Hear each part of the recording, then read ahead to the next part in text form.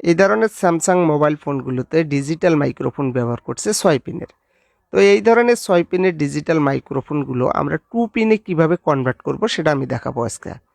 তো পুরো ভিডিওটা দেখবেন। তো এই যে দেখুন মাদারবোর্ডটা আমি খুলে নিলাম। নেওয়ার পরে মাদারবোর্ডটা উল্টে নিলাম। এখানে দেখুন 6 পিনের একটা ডিজিটাল মাইক্রোফোন। তো এই ধরনের পিনগুলো বা ডিজিটাল মাইক্রোফোনগুলো যখন নষ্ট হয়ে যায় তখন অনেক সময় আমাদের কাছে থাকে না। তখন কি করি, কাস্টমারকে ফেরত দেই। তো এই ধরনের কাজগুলো যদি জানা থাকে তাহলে আপনারা আর কাস্টমারকে ফেরত দেবেন না, 2 পিনের মাইক্রোফোন দিয়ে আপনারা কনভার্ট করে দিতে পারবেন। এই যে দেখুন আমি কিভাবে কাজগুলো করি। তো সর্বপ্রথমে এই যে দেখুন এই ধরনের একটা মাইক্রোফোন নিতে হবে আমাদেরকে। তো আমি মাইক্রোফোন আছে আমার কাছে, নিউ মাইক্রোফোন। তো আমি এটাকে পরিষ্কার করে নেব। এখানে তার দিয়ে লাগানো আছে, তো এই মাইক্রোফোনটা আমি লাগাবো। তো আমি দেখাচ্ছি আপনাদেরকে কিভাবে কাজটা করতে হয়। এই যে দেখুন আমি একটা মাইক্রোফোন নতুন বের করে নিলাম, নিয়ে এখানে রাখলাম। এরপরে যে তারগুলো আছে এখানে লাগানো, এই তারগুলো আমি খুলে ফেল দেবো।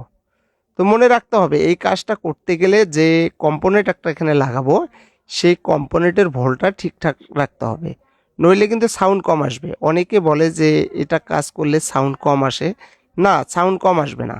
আমি যেভাবে কাজটা করে দেখাবো আপনাদেরকে, কোনোভাবে সাউন্ড কম আসবে না। আমি দেখাচ্ছি আপনাদেরকে। এই যে দেখুন আমি এটাকে পরিষ্কার করে নিচ্ছি। পরিষ্কার করে একদম চকচকা বানাইতে হবে এখানে, কারণ কোনো ধরনের যেন ময়লা এবং শর্ট ধরে না থাকে সেই দিকে খেয়াল রাখতে হবে। এই যে দেখুন এটা হচ্ছে 6 পিনের মাইক্রোফোন, অর্থাৎ ডিজিটাল মাইক্রোফোন 6 পিনের। তো এই যে দেখুন 6টা নিচের দিকে আমরা ডান পাশে লক্ষ্য করতেছি 3টে লাইন, এবং বাম পাশে গোল একটা আছে আর দুই মুরাদ দুটো আছে। এই হচ্ছে 3টা, অর্থাৎ 6টা লাইন। এই ধরনের একটা পুরাতন নোকিয়া বোর্ড নিতে হবে বা চায়না বোর্ড হলেও হবে। এই যে দেখুন 1.5, এই যে দেখুন যে কিছু রেজিস্টার আছে এখানে 1.5 ভোল্টের। এই যে দেখুন আমি দেখাচ্ছি আপনাদেরকে। এই যে এখানে একটা ব্যবহার হয়েছে, এই যে এখানে একটা ব্যবহার হয়েছে। তো এখান থেকে আমরা 1.5-এর একটা রেজিস্টার খুলে নেব। এই যে দেখুন আমি এখান থেকে খুলে নিচ্ছি। খুলে নিলাম। এটা নেওয়ার পরে এই রেজিস্টারটা উপরের মাথার দিকে লাগাইতে হবে। তো আমি দেখাচ্ছি আপনাদেরকে কাজটা কিভাবে করতে হবে। এটাই হচ্ছে মেন কাজ, কারণ এটা যদি আপনি ঠিকঠাকভাবে না লাগাইতে পারেন তাহলে কাজ হবে না বা সাউন্ড কম আসবে। এই যে দেখুন আমি রেজিস্টারটা খুলে নিলাম। নেওয়ার পরে এই রেজিস্টারের যে কোনো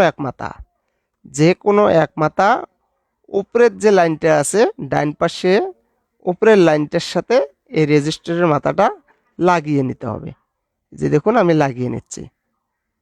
এই যে একটু ফাঁকা রাখতে হবে যেন শর্ট হয়ে না থাকে, সেই দিকে খেয়াল রাখতে হবে যেন নিচের লাইনের সাথে শর্ট হয়ে না থাকে। শুধু উপরের লাইনের সাথে এক মাথা রেজিস্টারের ঝালাই করে নিলাম। নেওয়ার পরে এখন একটা চিকন তার নিয়ে রেজিস্টারের যে অপর মাথাটা আছে এটার সাথে একটা লাইন সব নিচের যে লাইনটা আছে এটার সাথে কানেকশন করে দিতে হবে। তো আমি দেখাচ্ছি আপনাদেরকে সব নিচেরটার সাথে। এই যে আমি দিয়ে নিচ্ছি, এখানে দিয়ে নিলাম, কানেকশন করে নিলাম।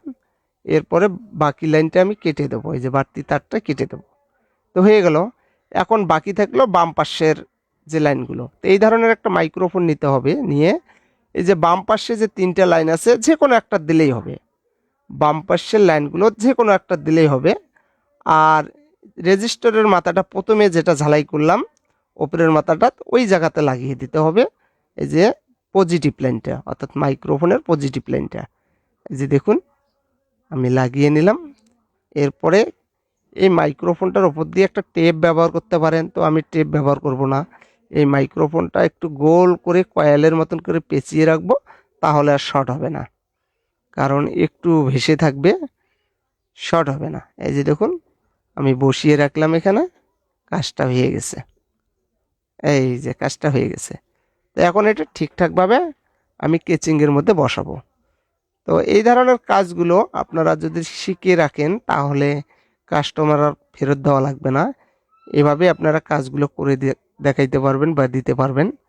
এই যে দেখুন আমি ডিসপ্লে কানেক্টরটা বসিয়ে নিচ্ছি, কারণ এটার কাজ হয়ে গেছে। মাদারবোর্ডটা আমি ঠিকঠাকভাবে বসাবো। আর এই ধরনের মাইক্রোফোনগুলো জায়গাও আছে, এটার মধ্যে বসবে ভালো, কারণ আগের মাইক্রোফোনটা যেহেতু উঁচা, ওই অনুযায়ী এখানে জায়গা আছে। এই যে দেখুন বসে গেছে, কোনো ধরনের উঁচে হয়ে থাকতেছে না, কাজ হয়ে গেছে এটা। তো এখন আমি কেচিংটা লাগিয়ে নেব। কেচিংটা লাগালাম, এই দেখুন আমি কিভাবে কাজটা করলাম। তো এই ধরনের ডিজিটাল মাইক্রোফোনগুলো তো আসলেই খুব সহজে কাজগুলো করা যায়। তো আমি দেখালাম আপনাদেরকে কিভাবে কাজটা করতে হয়।